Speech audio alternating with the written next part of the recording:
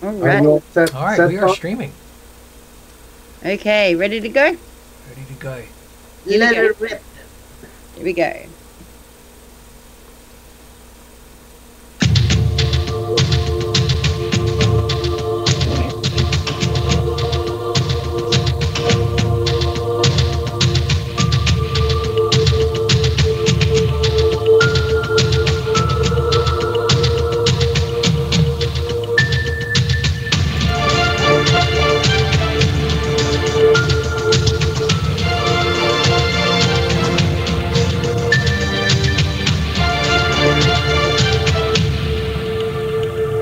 Welcome, everybody, to another Broadcast Team Alpha Sunday show. We are playing in cutting edge discussions and exploring the quantum possibilities with you.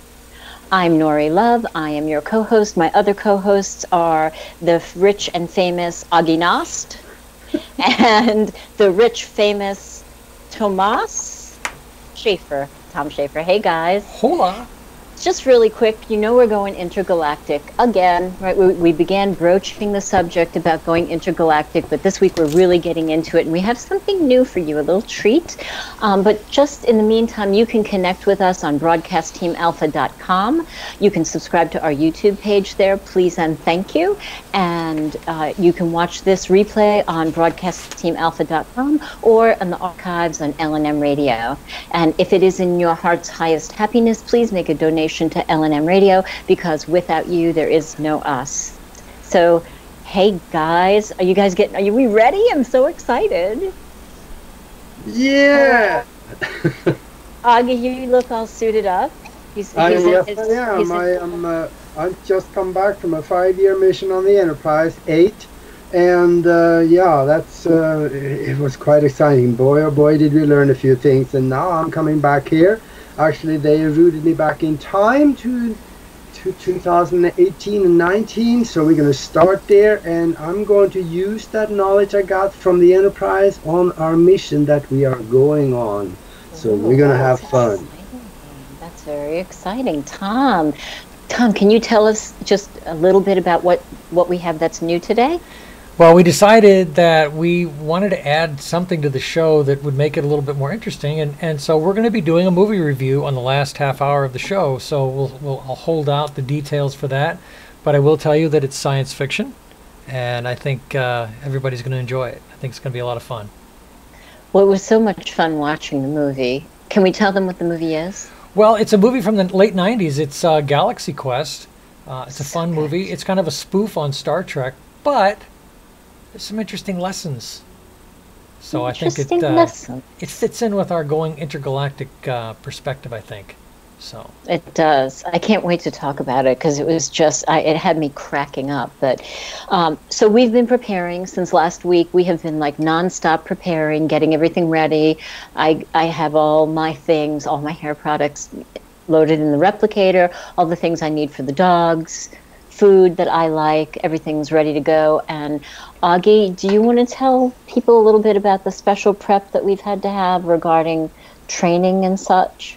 Yeah, and you mentioned also that you said you had everything for the dogs, and just for your little more of a little safety of thinking, you know, I'm bringing that African cheetah, but she's trained to be just there for protection, and she's going to protect us. Oh, perfect. Yeah, and now going out into space, we have to be prepared for the unexpected. Yeah. The expected stuff that we can deal with because that we have already trained for, but the unexpected we have to react on instinct sometimes. And sometimes you only have 1/8 of a second, just like flying an airplane, in order to deal with things. It's got to come automatic. Excuse me. Well, you got to have your safe operating envelope. I think it's the Klingon flu, but I'm recovering. But also, when we go out like that, we are joining the intergalactic community, and we have to abide by the some written and some unwritten rules out there. And one of them is the Prime Directive. We should not interfere in a society unless we are asked to. Now we can guide them along, and we can maybe prepare and help without them knowing it. But let's say that an asteroid is coming, it's going to hit one of those planets, and we can help and avoid that. And they wouldn't know that.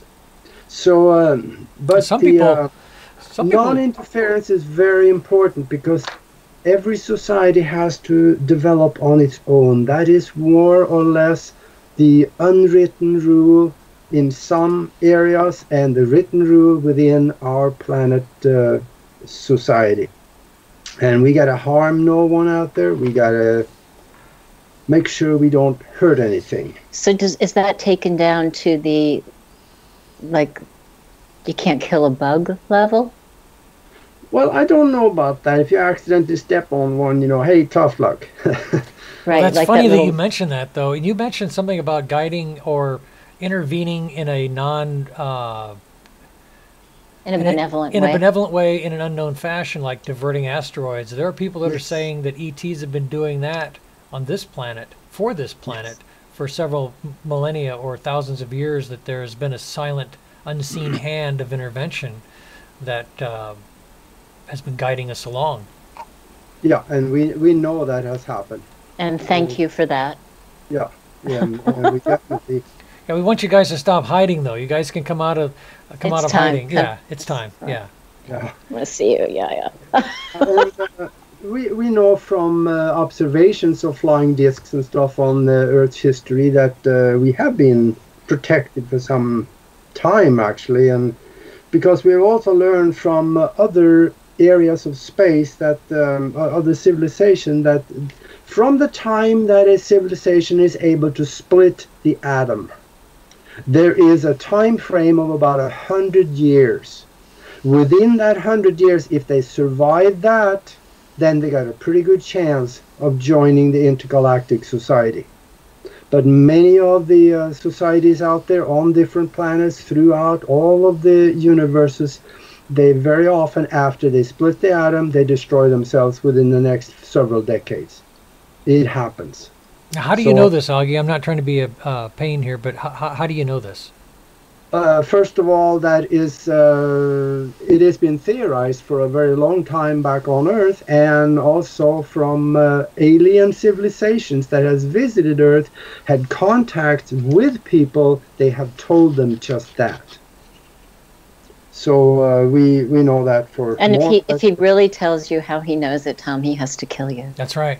Well, you know, it's very interesting is that we are, you know, we were talking about some of this stuff, and I have always been, I'm kind of a science fiction guy. I love science fiction, and so we're going to be talking about that in a little while. But the thing is that according to what a lot of what we've learned, is that society has been acclimated or being acclimated towards this reality, that the huge influx or increase in science fiction action movies, comic book movies that have a science fiction bent to them. There's a merge between fantasy and science fiction now. What used to be called hard science fiction in the old days, which had a certain kind of a rule set to it. There's a munge now. It's a merge. You have fantasy programs that deal with time travel, like, for example, on Stars, they had this woman that was from 1940s going back into the 1700s. I think it was Outlander.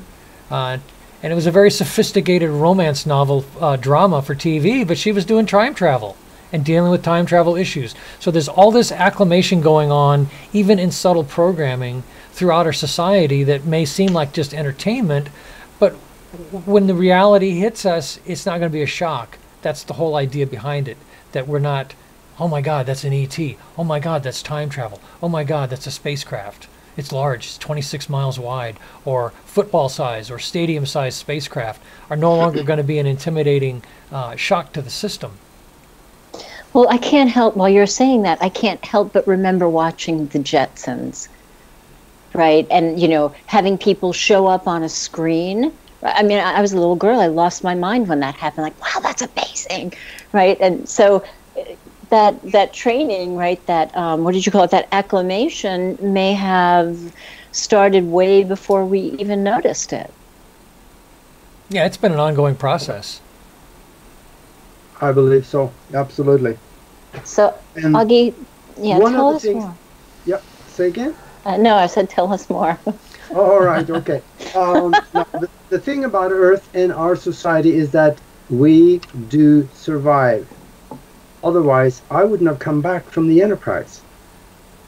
So, yes, we did survive. And what we're finding out there is that there is one thing, there's one kind of keyhole here that we are going to go through here on Earth, and that is that we are developing technologies right now that are going to come to the point where we are developing Android and artificial intelligence that is going to be so smart that sooner or later they will actually be able to make more. I mean, androids will make more androids. Technology will make more technology, and that technology is going to be so smart that it's going to look at humans like a cancer on society, and they're going to try to do away with them, but they're not going to succeed. We are going to succeed. So we're going to work alongside of them, because there are no safeguards in 2019 against the development of androids and artificial technology, but there will be one. Well, you know, both Stephen Hawking and Elon Musk both came out and talked about the dangers of the great AI. And see, this is also known as transhumanism. A friend of mine got all excited about becoming transhuman, that at some point your consciousness gets removed from your body and placed into a better than human meat suit, if you will, that you're in something better. And for me, I think this is where people kind of miss the whole point of why we're even here on this planet.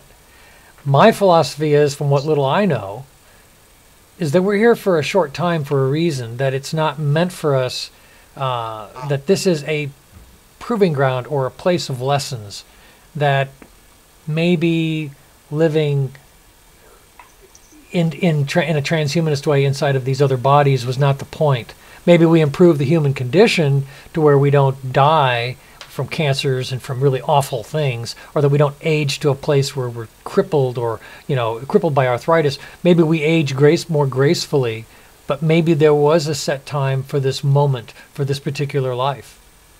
Right, right. So when we take off and get to the other parallel, what you're saying about this is going to be different, because I know you're saying it from this perspective, and that kind of flies in the face of a lot of things that other people believe in, and you know, we are inclusive. We include everybody, no matter what their beliefs are. We don't have one belief. We have our own beliefs, but your beliefs are accepted. Well, here, let me explain this a little better. Wait, let me finish, please. Zippy? Okay. Now I forgot what I was going to say. No. Oh, you're saying my beliefs are an exception. Here's where I come from that. I'm not saying it's the exception. I'm saying that every belief is accepted, because your beliefs may fly in the face of what other people believe in. Maybe. You know, I mean, maybe this other timeline is what we're growing into, and we are supposed to live longer. Maybe that is the change. Maybe that's the shift. Absolutely. That's your reality. That's your reality. Well, absolutely. I would actually personally like to live longer so that I could explore longer in this dimension. But maybe as we grow up, we become more spiritually ascended, as it were, as people are talking about ascension, and you won't need spacecraft. You won't need anything other than the power of thought to go to any point in the universe. So maybe everything we're doing now, and we're talking about going intergalactic in the third dimension, is wonderful. I love this exercise because it helps us get the galactic perspective, thinking about life beyond this rock, thinking about life in a larger sense and how we fit into that. Because out there, nobody gives a crap about what you look like. They just want to know what kind of character you have. What kind of person are you? Are you positive or negative?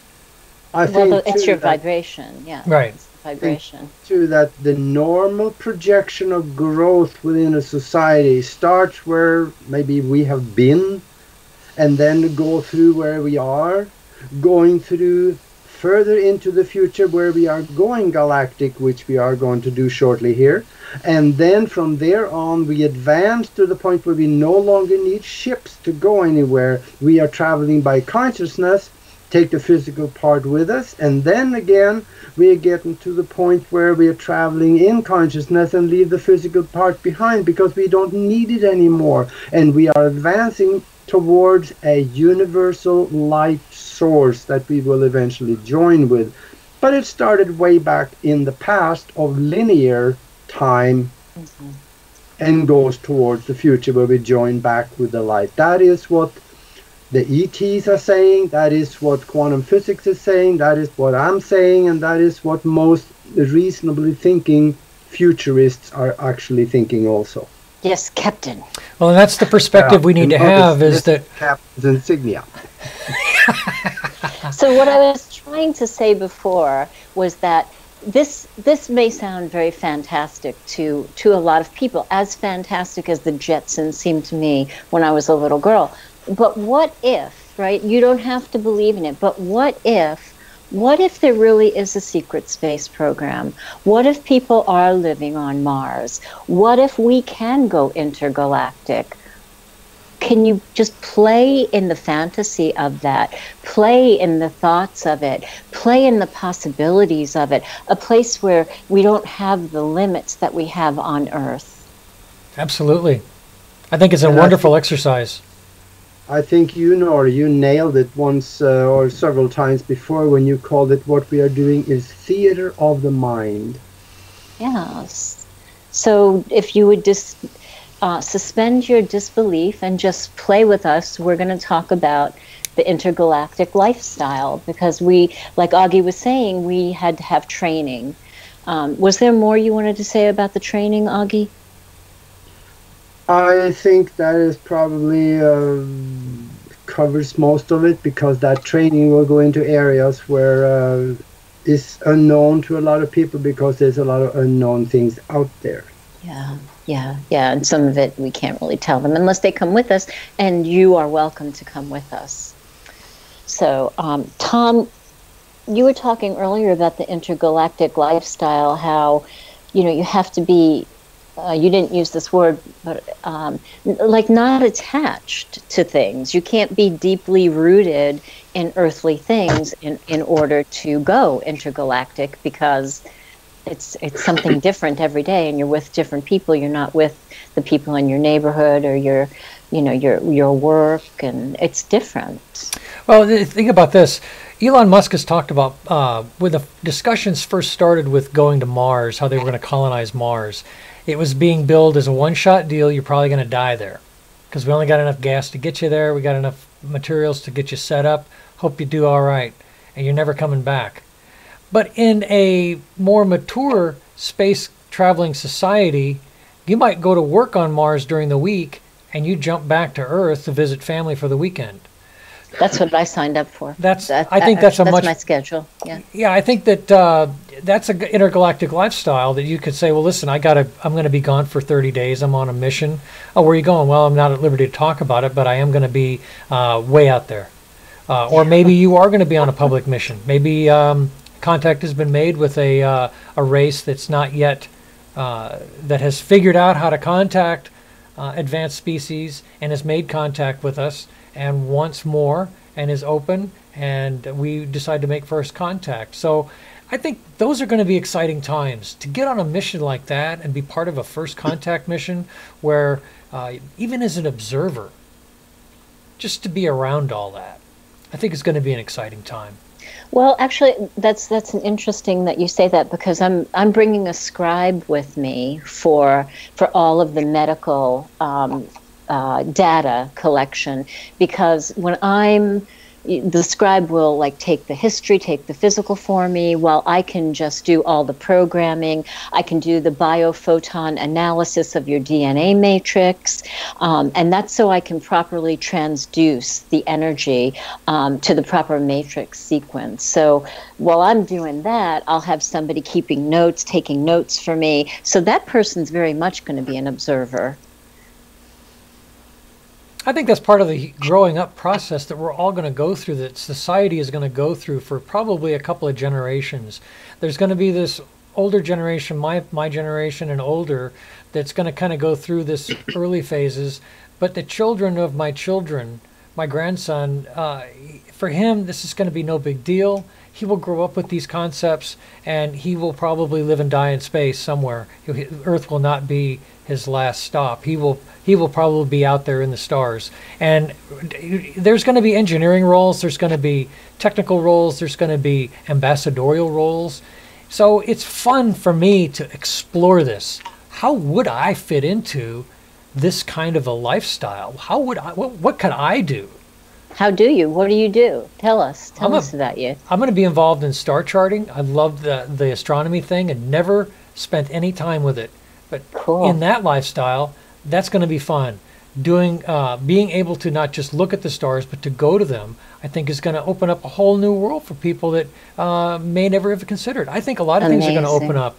Areas are going to open up for people in this whole intergalactic lifestyle that they never even would have thought of.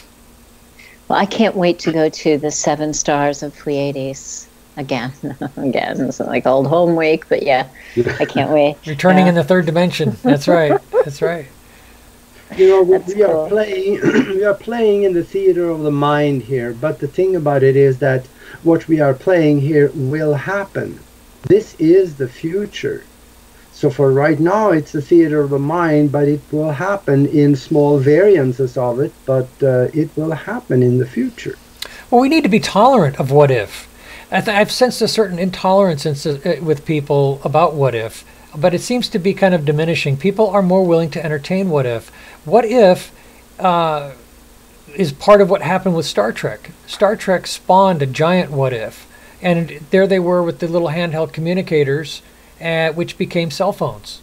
Ultimately, we all wound up with flip phones and got rid of those, and now we've got smart phones, or not so smart.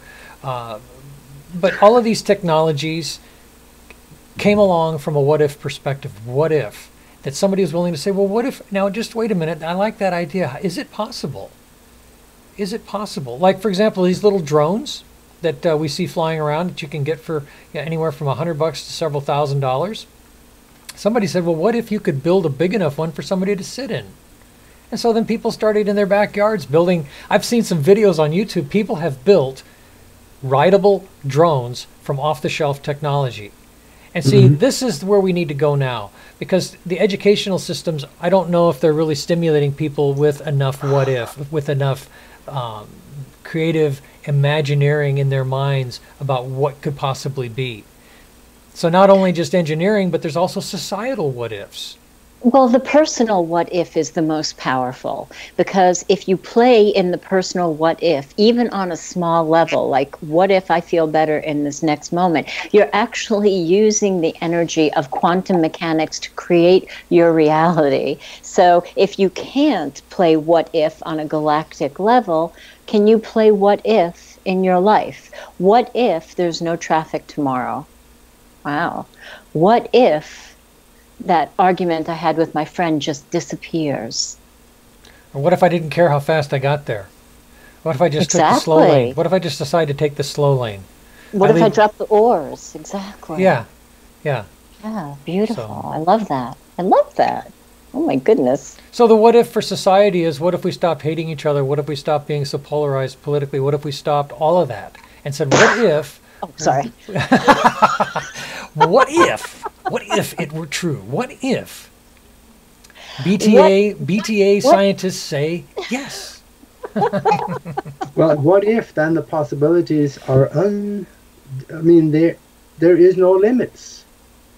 There are no limits. Absolutely exactly. No limits. We can go anywhere, we can do anything, because in a mind-created universe, it's all about what we have in our mind. We can create everything in our mind, which we are doing right now. Right. So what do you want to create? What do you want to create? Do you want to create going intergalactic? I love it. I love it. You know, people who are sick and dying, if you play this, people who are sick and dying are more willing to play a game like this than people who are alive.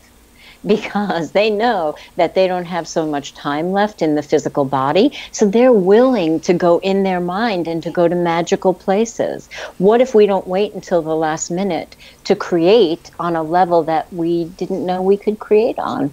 Mm-hmm. I'm all for it. Yeah. And that's what we're doing. And I love it.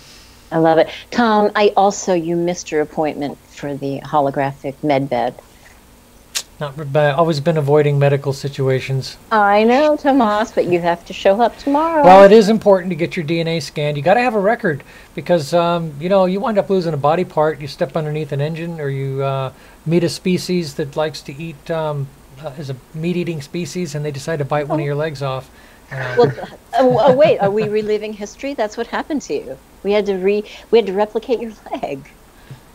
So I understand, and if you have some memories, we can do some quick hypnosis, so you'll be good to go, and then the medical, won't be so reprehensible to you anymore. Well, it's interesting. We're moving towards the bottom of the hour, so let's talk a little bit more about some of these moments. They actually had a moment like that in this TV show, The Orville, and they have the ability on that show to where missing limbs is no big deal.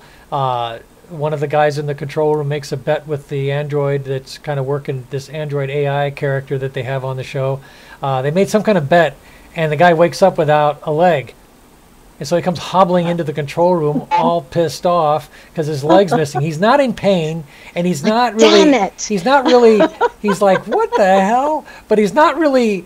It's not like he lost. You can tell that he's comfortable in the knowledge that he's going to get his leg back. That's not the issue. The issue is that this guy did. Pet, right? Yeah. And so he winds up getting his leg back, and something came up, and his leg wasn't fully grown back. It was actually a very interesting exercise. So I love science fiction for this because it takes us on a little bit more of a graphic journey into some of these thoughts that we might have just thought about.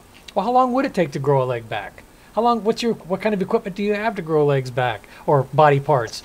We've talked about the med beds now for the last month or so through different points on different shows, and so I think that is probably one of the game-changing technologies. Is this ability to manipulate molecular matter to replicate all of these things? I think are game changers as part of a future society. Well, when you look at your leg, I'm sure you always remember that. And yeah. So we're at the bottom of the hour. Beanie just came to make a cameo appearance because he knows we're getting ready to go. When we come back, we're going to do a movie review of Tom. What's the movie? Galaxy Quest. It's got Tim Allen, Quest. Sigourney Weaver. It's got a bunch of different funny. people in it. It's great. Yeah, it's a great movie. So funny. Yeah. So please just hold for a few minutes. We'll be back after the break, and we look forward to seeing you. Katie, bar the door. There are days that the red pill is bitter in my stomach, but I can't get it back out. I think because I have to. I speak because I have no choice. I walk through this dark age we're in with open eyes. Listen to Open Eyes on latenightinthemidlands.com. And together, maybe we won't stumble and fall.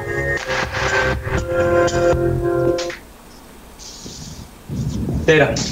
The sensors can't penetrate the planet's ionosphere. There's too much interference. Can you find a way to scan for life forms? I would be happy to, sir. Love scanning for life forms. Life forms. You tiny little life form. You precious little life form. Where are you?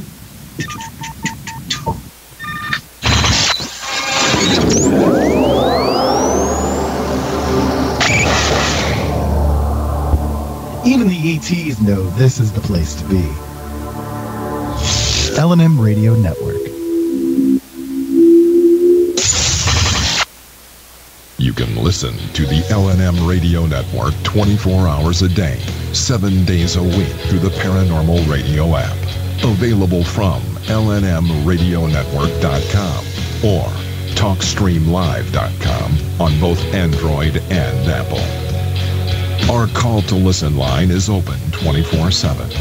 Dial 701-719-9704 so you can listen on the go. Ever wanted to be sure your robot slave was behaving? Is Echo getting out of control and meeting with Alexa when you're not around? You need RoboGrog. RoboGrog is the new product from Snooze You Lose, a company that also brought you the fine products of Flog a Horse and Calm You Down Now. RoboGrog will put your robotic minions to sleep, bringing their AI a sense of peace and comfort. It does this by sending bolts of electricity straight where the sun doesn't shine. Get RoboGrog today at any fine retailer and set yourself free from the devices that bind you. You can't just throw someone into prison and silence their warning because you don't agree with them. You don't have to like my methods or what I stand for. Silencing me won't make the problem go away. It will just whittle away at the ability of people to be ready for the real threats. And when the worst happens, and it will, maybe you can take comfort in protecting the people from a dangerous radical who wanted to tell them the truth.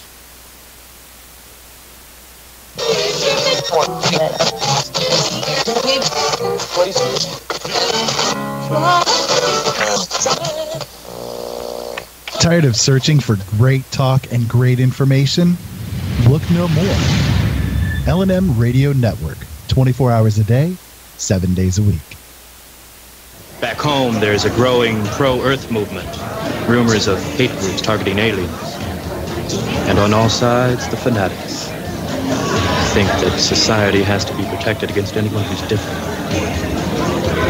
I'm starting to wonder if what we just saw is a preview of things to come. No, I can't believe we'd be that foolish. Santayana. Those who do not remember the past are condemned to repeat it.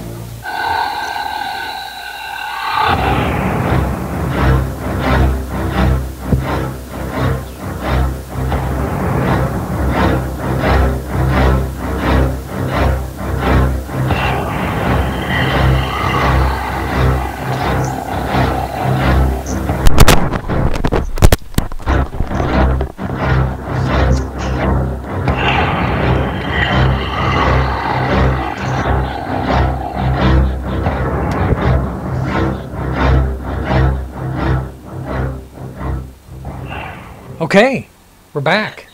Can you hear me? Yes. Oh, good. All right. Broadcast Team Alpha is back. We're back. Yay. And we're bad. All right, so this is an exciting time now. We're going to go into our second half of the show, and this is where we're going to have some fun. We're going to do a little movie review on the movie Galaxy Quest.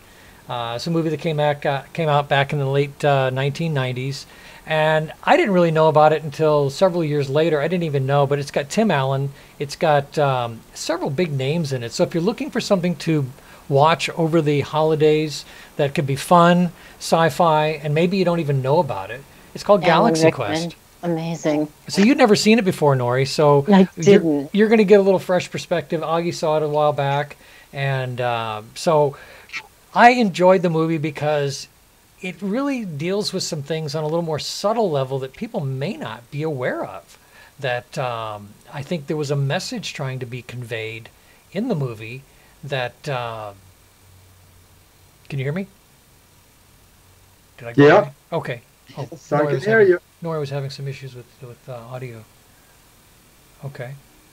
Well, anyway, back to our movie. Galaxy Quest. I don't have audio, you guys. Oh, we've got you. Yeah, we can hear you. We can hear you. Kitty, do we have audio? Yeah, we've got audio. We hear you. We hear you.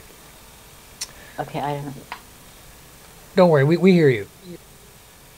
We can hear you. I'm doing the voice. There we go. Okay, she's good. Okay. So anyway, this movie came out. I'm showing some slides right now of some science fiction movies, of which one of them was Galaxy Quest. And Tim Allen plays the lead character, in which he's a kind of a has-been equivalent of William Shatner from Star Trek. So this was a TV show that really was just space travel. Well, the what if in this movie is, what if a civilization out in space sees this movie and takes it as seriousness instead of as entertainment? And so these ETs wind up contacting Tim Allen, the character that he plays, at a convention where things are not going well for any of the people that were on the show. It's kind of a train wreck as far as their own personal experience goes. What were some of your impressions, Nori? What were some of the things that kind of grabbed you about the movie? Well, I loved the interplay of the characters. Sigourney Weaver was great. Alan Rickman was great. Tim was amazing. And I loved the Thermians, right? The ETs. They were all in black leather and they all had jet black hair and they looked human, right? But Tom, you got to do the voice. Do the voice. Oh, the way they talked? Yeah. We are here to speak to you. They really couldn't.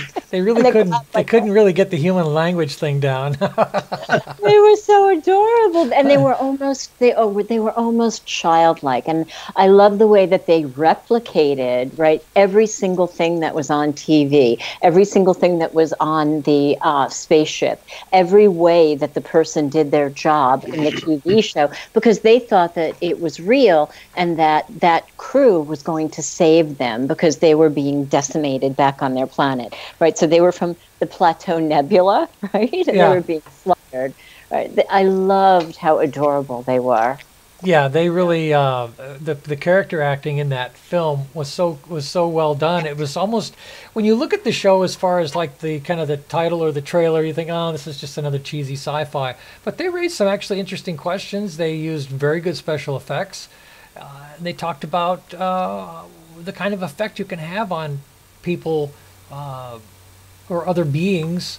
Yes. What kind of effect are we having in the cosmos? Maybe we're having a positive effect. Maybe maybe there is some good we can do.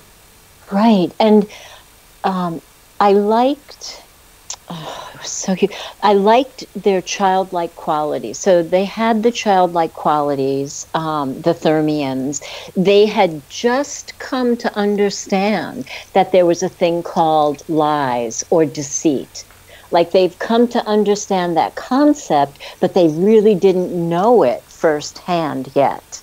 So it was a naivete that they had. That it was a sweet naivete, right? Just so childlike, innocent, beautiful. And Alan Rickman, he reminded me of some of the burned out medical people I've worked with, right? You're just so burned out. When he's signing autographs, he's like flipping it over really hard and just looking. And all of the people coming to see him want to say that special line that he said in the movie that was so pivotal. And he's just giving them a dirty look like, don't you dare say that line. I love how it played out in the movie, though, that the course of events that happened made Alan Rickman like step out of his grumpiness and step out of his burnt outness in order to really feel the feeling of that line again, because he actually had somebody who was dying in his arms, and that's when it's appropriate to say that line, because it was something about avenging the person's death. That guy, that ET or that alien, he had built his life around this philosophy that Alan Rickman's character played on the show. It's a lot like the analogy, I guess, was the way people love Spock. I love Spock. He's got a logical side to him. Spock is cool. Yeah, Spock was totally cool. So in that same realm, this young ET or this young alien from that other species, he winds up being inspired by Alan Rickman, and Alan Rickman's detesting this whole cartoonishness of everything. He just played the ultimate grumpy old right? Yeah, and the way that they interplayed with each other, you could tell that these people all knew each other so well from doing the show that Tim Allen shows up at the beginning of the movie at this convention, and he's late. He's always late for everything, and they're always complaining about him being late. And he says, as Alan Rickman's character, has he had his anxiety attack yet? Oh, good. Oh, looks like that's well underway. And Alan Rickman's talking about how he opened for, was it King Richard? He was actually an Elizabethan actor, which actually relates to some of the actors on Star Trek. I think Patrick Stewart was an Elizabethan actor in his early days, actually did King Lear and some of these other very famous plays. So, and I think one of the requirements for Star Trek was to have been an Elizabethan actor at some point in their career. Yeah, I think that was like a requisite that they had to for the main characters. Yeah. And there, you can't have a good movie without a love story or two in there. So the movie starts out at the convention that most everybody except Tim Allen is like loath to be there, and this girl comes up to Sigourney Weaver and said, "Yeah, I think I noticed in the movie that maybe you and the captain had something."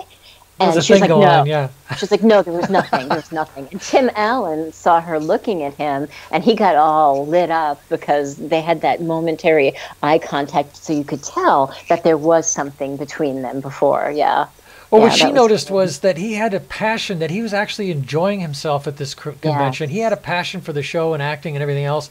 He was digging the whole thing, and these guys were showing up to sign autographs basically as an obligation. They've been doing this for years. They're sick of it. They just keep doing it because what else are you going to do? And but she's... Yeah, Sorry? exactly. What was it? Yeah, and what kind of it kind of blew me a little bit was that it took Tim Allen quite a while to figure out that these people are actually aliens. He didn't know that right away. Right. Exactly. They told him, but nah, he didn't believe it. He said, just make sure you get the limo. I just make sure, tell my, when they kept coming and contacting him, he's like, okay, great. Is this about the next gig? And exactly. So they get extracted. They get extracted from this convention, right? And then they show up on this ship in an envelope, in a blob of like plasma, right? How does that work? One other character in this movie too that I really enjoyed was Tony Shalhoub is in this movie, which people remember as Monk. It's the other love story. And Tony Shalhoub, he's so Mr. Laid Back, and he winds up. Everybody gets There's an unusual. Whoever did the creative essence for this show, they said, okay, how are we going to do the transporters? Yeah. Well, these ETs, these aliens, they use this thing where it envelops you. You stand on a pad, and it envelops you with this it looks like liquid gelatin that surrounds your body. It's a clear gel. Yeah, it's like yeah. You're all excited. Yeah. And they. I love it. So they transport people this way, and everybody that's kind of in the four-person team of this whole thing they arrive on this ET spacecraft and like freaked out. And Tony Shalhoub, on the other hand, he's like, wow, that was really a cool thing. That was cool. So he's Mr. Laid Back, and then he's looking at Tim Allen like, what's the matter with them? And there was some great humor in the movie. Very, very well done. And comedy is not easy to write. No, that's why I never gone that route. Comedy? Yeah, but the thing is that these people that came from that other planet, they came to Tim Allen for help. Right, to save them. They wanted help because they thought this was real, and they looked like every time that Tim Allen and his crew went out to space, they all succeeded. So now we need these guys to come and help us because we're in trouble. And what does that say about putting it out there? Putting it out there. We're putting it out there. That's cute. And a lot of people are putting it out there with CE5, trying to establish ET contact. Interestingly enough, we interviewed Robert Vandenbroek several months ago. Here's a guy that claims to have had ET contact with tentacled creatures. And in this movie, there are tentacled creatures. So it's interesting. Sometimes truth is a little stranger than fiction. But in this fictional account, they didn't just meet ETs. They met these tentacle beings that actually had some kind of a device to put a cloak on them that made them look human. And so what's funny is they first arrive at this ship, and through the door comes these tentacle beings with, probes and tools, and they're all freaked out about getting probed. It kind of meshes with the whole, ET abduction thing where people have been probed and prodded. Yes. Well, and then of course they had the secret weapon, right? That they didn't. The Omega crew, 13, yeah. Right. omega-13 didn't really know what it did. And of course, it wasn't even thought about until the moment of crisis where they're truly about to all die, right? The ETs are dying. What was the adversaries? What do they call them? It was some Those reptilian overlord. Yeah. Yeah, it was some big creepy reptilian thing. Yeah. And they were suffocating the adorable ETs, and the ship was going to meet with demise. So Tim Allen just happened to bump into a kid at the convention, and they both dropped their, I don't know what it's called, they were like walkie-talkie devices, right? What communicators, yeah. Yeah. Right. Yeah, they swapped communicators, and this kid was so into this show that, you know, he was working on some science project regarding, you know, the show, and Tim Allen took the communicator and made contact with him and enlisted him, right, the kid on Earth's help. Well, that kid and his buddies were all diehard Galaxy Quest fans. And they were kind of living this world on the internet with each other. They had, but you can actually buy, Starfleet manuals. You can buy breakdowns of all the equipment, all the stuff. And Aage, you're wearing a uniform, so all these accessories are available. So they translated that into this movie. These kids were living a group of high school guys that were living this world, and Tim Allen keeps blowing this kid off at the convention. It's kind of like, just stop already. Well, now. Right. He needs his help, and he gets this kid's help, and it's funny. The kid's trying to help him, and his mom is telling him, "You need to take the trash out now." And he's like, "You don't realize the fate of the universe is right now." And I'm trying to help Captain Kirk, or Tim Allen in this movie. I'm trying to help him, and you got me taking the trash out, Mom. You just don't get it, you know. So that was really a very cool little subplot that was going on. Hey, Tom, Aage's uniform is real. It is. Yeah. It is. So, so I can't remember if the moment, like that heart-wrenching, touching moment, right? The captain, the rising captain of the ETs, of the Thermians, gets injured really, really bad. And then Tim Allen, the destruction is going on around them, and Tim Allen has to explain to him that it was a show, that it was a lie, that it was a deception. And that moment was so touching. Yeah. He's like, but why? It was the what's that that one song about innocence, the last innocence is gone. No, I think it was an Eagles song about the how innocence goes away. Right. And that was that moment of him getting an awakening. But you know, they built an entire society on a lie that actually succeeded. They wound up building the spacecraft. They wound up being intergalactic. They wind up doing everything from the show based on planting a what-if idea. That wasn't necessarily true, but it fed that entire society the ability to create the real version. Right. And as in real life, at the moment of losing his innocence, Tim Allen explained to him that you really are the captain, you know. So there was that moment of, you know, oh, I've lost my innocence forever, but wow, I've just elevated, I've ascended to this new position. Mm-hmm. And in the meantime, what was the guy's name? The really laid back dude. Tony, I forget, Tony Shalhoub. Yeah, so he's having like this major flirtatious thing going on with the black-haired ET girl. Yeah, right? Yeah. That was adorable. Yeah, that was great. So cute. They show them they start hugging, making and out. they're making out, and all of a sudden in the hallway. her tentacles come up behind him. It's kind of cute. Yeah, it was kind of funny. Yeah. Yeah. Love happens everywhere. It does, right? Even on a spaceship. Sure. Yeah. Interspecies. The moral.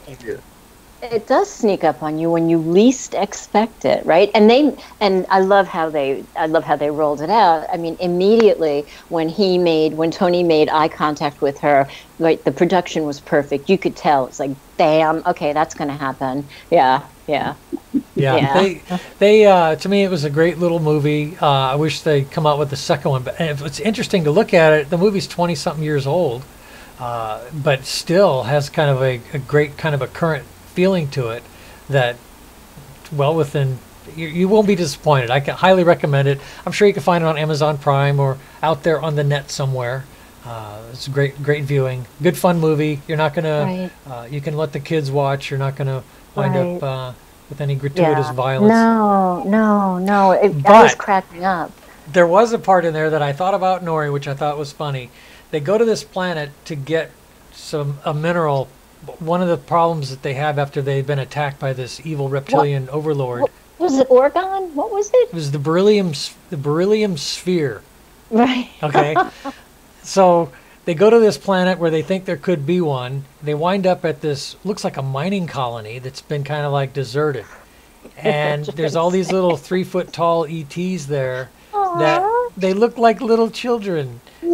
And the Sigourney Weaver's like, oh, they're like little children. And this one guy, he's like, it's all going to go bad. I can see this going bad. And she's like, stop. And he's like, didn't you ever watch the show? Exactly. That's so funny. And of course, this one little broken 3-foot cutie comes limping in to get water where all these little these little things are giggling, and Sigourney's like, they're so cute, they're like kids. Oh, and as soon as he came as soon as he came in to get water, they ate him. Yeah, that was terrible. Ate him alive. Yeah.